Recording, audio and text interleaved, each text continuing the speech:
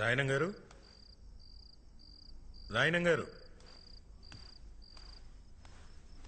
ఏంటంటే మరో గారు ఎలా వచ్చారో? రాయనం గారు పైన పనిలో ఉన్నారండి. తమరు కూర్చోండి సారు. కూర్చోవడం కాదయ్యా, ఇదిగో ఆ 150 ఏళ్ల తాలూకు దస్తావేజులు పట్టుకొచ్చేశాను. రాయనం గారికి రాయనం ఫిషింగ్ యార్డ్ పనులు మొదలు పెట్టుకోవడమే ఆలస్యం. వెళ్ళి త్వరగా పిలవయ్యా. అలాగే సారు.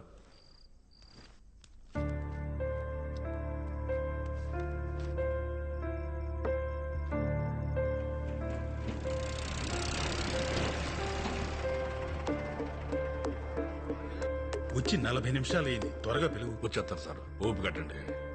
ఎంతసేపు చూస్తారా లోడు మీరు?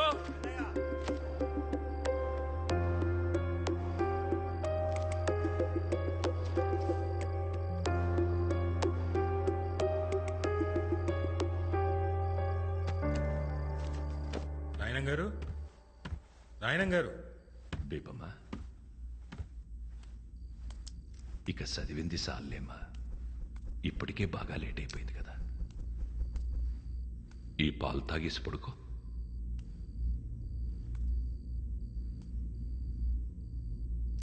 ఇక చాలమ్మా, ఆ పుస్తకాలు పక్కనెట్టు. నా మాటిని పాలు తాగేసి పడుకో. నా బుజ్జి కదూ.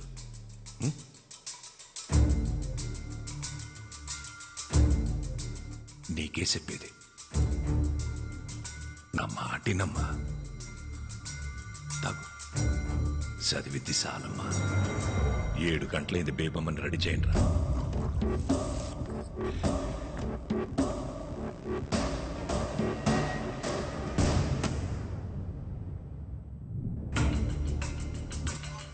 స్టూడెంట్స్, ₹1000 ఇచ్చారు తెలుసా? మరోగారు ఇంపై కూర్చోండి. గదిలో బేబమ్మ లేదయ్యా, ఖాళీ కూర్చుతో మాట్లాడుతున్నాడు. ఎదురుగా బేబుని పెట్టుకునే ఇంట్లో వాళ్ళకి పిచ్చిగాని పట్టింది. రండి సార్, ఎవరినైనా పిలవండి, ఆడు చెప్తాడు నిజమే. నా మాటిని రండి.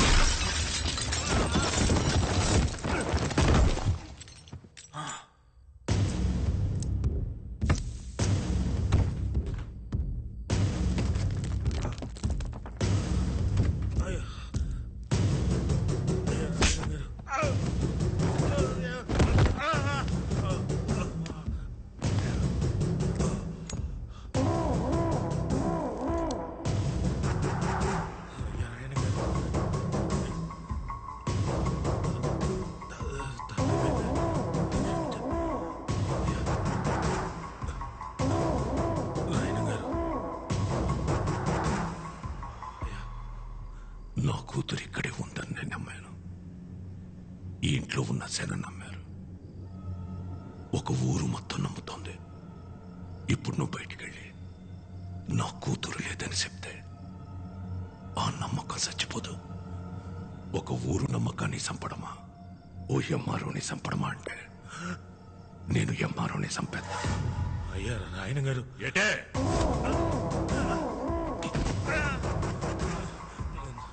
నాకు కూడా బేబం కనపడుతున్నారండి.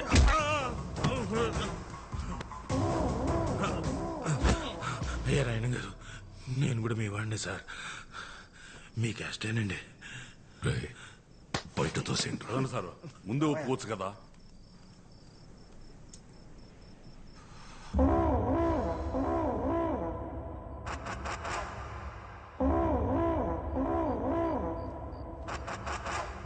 ఒరే పిచ్చనా కొడక, నిజం చెప్పిన ఎంఆర్ఓని ఎందుకురా కొడతావు? ఆడు చెప్పిందే నిజం. నీ కూతురు ఇంట్లో నుండి వెళ్ళిపోయి ఇయాల్టికి సుమారు 5 నెలలైంది. అది ఇంకా ఇంట్లోనే ఉందని ఊరు జనాల్ని మొత్తం పరువు గురించి ఆలోచించాల్సిన అవసరం నీకు లేదు. ఎందుకంటే నువ్వు కూతురుతో పాటు కొడుకుని కూడా కన్నావు కదా. నీ పరువు ఎక్కడ తిరిగినా సాయంత్రానికి ఆడి ఇంటి కట్టుకొచ్చేస్తాడు. నాన్న, నేను కూతుర్ని కన్నాను. నా పరువు ఏ ఊళ్ళో తిరుగుతుందో తెలియకుండా ఈ ఊళ్ళో తిరగడం ఎంత కష్టమో నీకు తెలుసా? దొరికితే ఆడు సావాలా, లేదంటే నేను సావాలా? ఏటే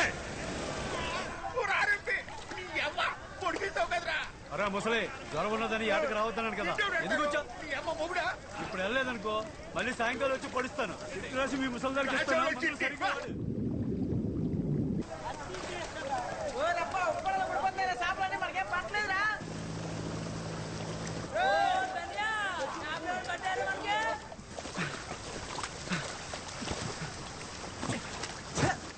ఇవాళ కూడా సాపలేదురా మనకి అమ్మా వాళ్ళ ఒకటే సంద్రం ఒకటే పడవ ఒకటే వాళ్ళకి పాటు పడిపోతున్నది మనకు పడతలేదు. ఈ రోజు కూడా ఉట్టి చేతులతో వెళ్ళిపోవాల్సిందే నేట్రా. ఉత్తి చేతులతో వెళ్ళడం ఎందుకురా? ఎల్లా లొలలుకో తెస్తే వాళ్ళు కూడా తోడొచ్చేస్తారు.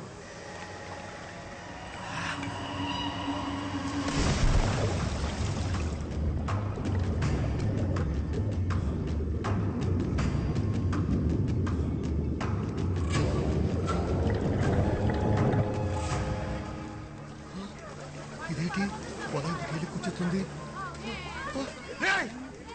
మాయా పట్టం వాళ్ళు మన వాళ్ళని మళ్ళా కొట్టేశారు.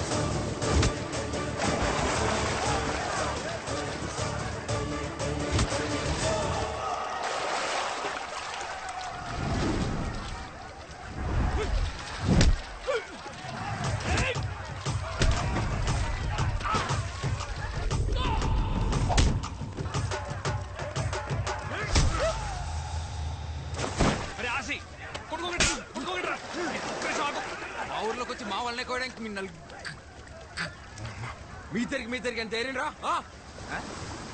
నలుగురుంటే ఇద్దరిద్దరు అంటావేట్రా? నలుగురిలో కావుంది కదా. ఉంటే బాగుంటే మా వాడికి గాచరం నోరు తిరగదులే. అందుకే మీ నలుగురిని ఇద్దరిద్దరే ఇడి తీసి ఆర్నింగ్ ఇచ్చేస్తున్నాడు. కోసిన వాళ్ళకి పోయిన చేపలకి పొత్తు డబ్బులు కట్టండి. కట్టండి. కట్టాలి. ఏం గోయడం మీరేమో చూసారా?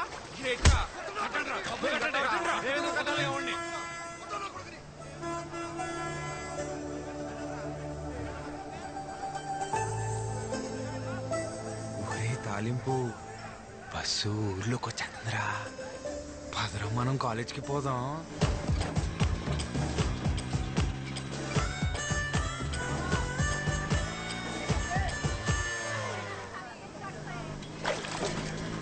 నేను స్నానం చేసి అన్ని వచ్చేస్తాను. రెడీ అయిపోరు. మన సంతలో లంగా జాకెట్ చూసానే, బాగుంది. నీ బిందులా పోమండి.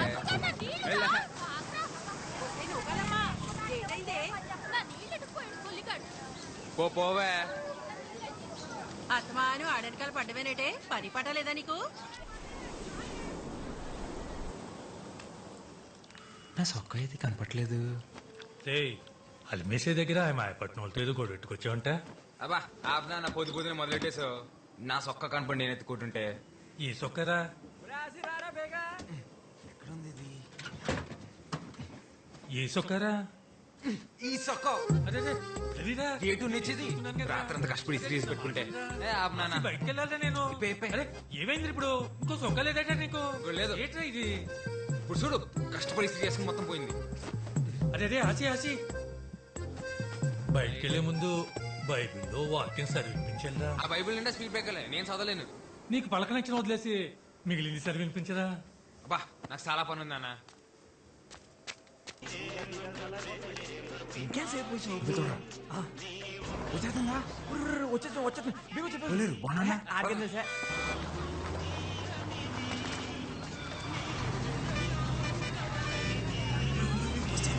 బస్సు వెళ్ళిపోతుంది. పంటిలో బాబు బీగ బీగ బీగ పద. పోనీ పోనీ. ఇటైపోయిందంటావా? ఏదిరా అటైపోయినట్టుంది. పోనీ పోనీ పోనీ. డ్రైవర్ చూస్తాడు, జాగ్రత్త జాయిర్ పోనీ. పోనీరా. అరే ఇదేంటి దీనికి ఏమైపోయినది? తెప్పిసిందా బండి చూసుకో. సరేలే.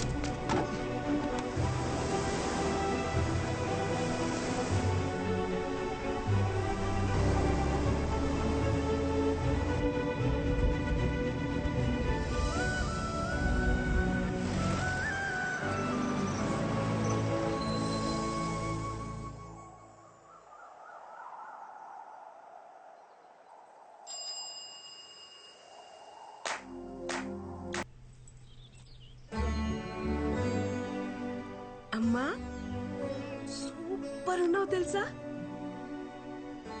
కనకం అయ్యా కళ్ళద్దాలు ఎక్కడ పెట్టారే? మీ తాతయ్య గారు ఒకరమ్మా రోజు నన్ను తిడుతూనే ఉంటారు, అరుగుతూనే ఉంటారు. వస్తున్నాను అయ్య గారు. ఊపడకు కనకం, త్వరగా ముసల్దాన్ అయిపోతావు మా తాతయ్య లాగా. కనకం తాత తాత తాత కోప్పడకు తాత, ఇంకా ముసలాడు అయిపోతావు. అలాగే. ఇలా కూర్చో. నాకు వయసు వచ్చి ముసలోన్నాయనమ్మా, కాపు వచ్చి కాదు. లేదు తాత, నువ్వు వయసు వచ్చిన దానికన్నా ఎక్కువ ముసలాడు అయిపోయావు. 7th క్లాస్ లో మా టీచర్ చెప్పింది, కోప్పడితే ఏవో హార్మోన్స్ మారిపోయి చర్మం ముడతలు పడిపోతుందంట. అంత కోప్పడతావు కాబట్టే నా చిన్నప్పటి నుంచి నువ్వు ముసలాడ్లాగే ఉన్నావు.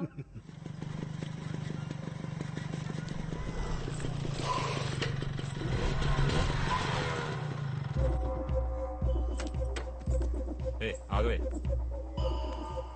మొత్తానికి నీ పంతం నెగ్గించుకున్నావే.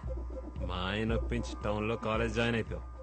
ఎప్పుడు ఊరికి రాని బస్సు నీకోసం ప్రత్యేకంగా మా ఊరికి రప్పించేశాడే. మామూలుగా లేవే.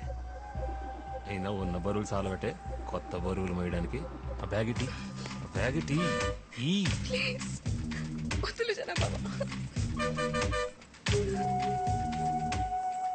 ఏ బేబమ్మా, నూకాలమ్మా చెప్పండి ఫాదరయ్య గారు. పోయిన వారం దేవుడేం చెప్పాడు? మర్చిపోయిన ఫాదరయ్య గారు. పాదరయ్య గారు ఇవాళ లోకాల మీద పగట్టేసిన అంటున్నాడు రా. నువ్వు మూసుకోరా తాలింపు. అందరూ ఓసారి బైబిల్ తీయండి. ఓలైనా ప్రేమించిన అమ్మాయి బాబు కనపడకుండా తిరుగుతాడు. నువ్వేట్రా బాబా ప్రేమించిన అమ్మాయికే కనపడకుండా తిరుగుతావు? 10 ఏళ్ళ నుంచి గుండె కింద ప్రేమించేస్తున్నారా బాబా పిల్లని? ఒరే ఓ పాలి చూసేసిందనుకో అవును కదా తేల్చేస్తుంది. అవునంటదని చెప్పలేం, కాదంటే మళ్ళీ చూడలేం. అందుకే చూడకుండా ప్రేమించేస్తున్నారా? నీ మూమెంట్ బానే ఉంది. ఆ పిల్ల అంకాలు నువ్వు, నీ అంకాలు నేను తిరిగి తిరిగి అరిగిపోతున్నా ఇక్కడ. ఫాదర్ గారు పగటిలా ఉన్నాడు. ఆది కాండం 3వ అధ్యాయం. ఆదిలో దేవుడు ఆదామును సృష్టించాడు. ఆ తర్వాత ఆడి గాలికి తిరుగుతుంటే అలా తిరిగి తిరిగి పిచ్చోడైపోతాడేమో అని భయపడి, ఒరే ఆదాము ఇలా రా అని పిలిచి కొద్దిగా నిప్పెడతాది భరించు అని చెప్పి వాడి పక్క చెముకుని ఇరిచి అవ్వను తయారు చేశాడు. అది బైబిల్ నందు ఆడపిల్ల పుట్టుక గురించి దేవుడు చెప్పిన మాట. ఆడపిల్ల కావాలంటే పక్కన పిల్లలు కుట్టేసుకున్నమాట. అలా చెప్పారా? అదేట్రా మరి, మన ఊర్లో అబద్ధాలు ఆడితేనే ఆడపిల్ల పుడతారంటారు. అవునా? ఒరే అబద్ధాలు ఆడితేనే ఆడపిల్ల పుడతారంటే మరీ ఇంత అందత్తి పుట్టిందంటే మినిమం వీళ్ళు బాబు మటర్ ఏమైనా చేసి ఉంటాడేట్రా?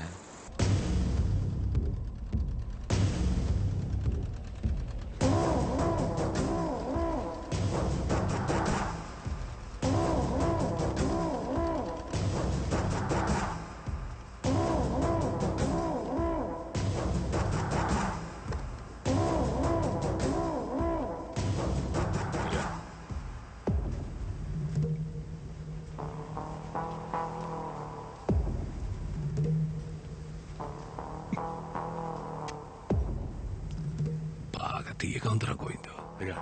పందారు ఎక్కువైపోయినట్టుంది. చూసుకోదయ్యా, ఇంకొట్టి తెస్తాను. అవసరం లేదు కానీ గుప్పుడు పందారు అందుకో.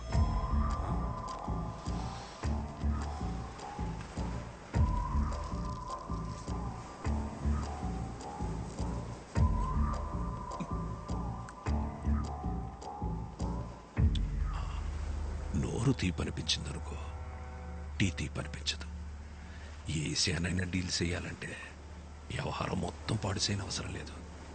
దాంట్లో మనకి నచ్చని గుణాన్ని తీసేస్తే చాలు. ఏటే ఏరా రంపే, ఊళ్ళో జనాల జబ్బులకి చిట్టీలు రాసి రాసి అలవాటైపోయి నువ్వు నీ స్నేహితుడు నా మీద కలెక్టర్కి ఏదో చిట్టి రాశారంట. ఏంటి మరి రాయరేంటండి? నేనే రాయమన్నాను. ఎత్తులో ఉన్న ఇళ్ళని వదిలేసి వెళ్ళిపోమంటే ఎక్కడ పోతామండి? మేము వేసుకెళ్ళి పడవలు మేము కానీ సముద్రం మాత్రం మీ సొత్తు కాదు కదండి. ఫిషింగ్ యార్డ్ కట్టడానికి మేము ఒప్పుకోమండి. రాయనం ఫిషింగ్ యార్డ్ అది నా అవసరం కాదు, గౌరవం. అయ్యా వాళ్ళ అమాయకులయ్యా. ఉన్నట్టుండి వాళ్ళు ఇల్లు ఖాళీ చేయమంటే పిల్ల జల్లా రోడ్డుని పడిపోతారయ్యా. ఆ అమాయకులని ఎవరు చెప్పారా ఆరంపి? అమాయకులైతే సముద్రం నుంచి కొట్టుకొచ్చిన చేపను పట్టుకుంటారు గాని చేపను పట్టుకోవడానికి సముద్రం మధ్యలోకి వెళ్ళారా? నా కంఠంలో ప్రాణం ఉండగా జరగనివ్వనండి. నూరుంది కదా అని పారేసుకుంటే నాలంటోడికి ఏదో ఒక రోజు దొరికెత్తదిరా. అప్పుడు వచ్చే మాటని కాదు, అది పుట్టే చోటు నరికెత్తాడు ఈ రాయనం.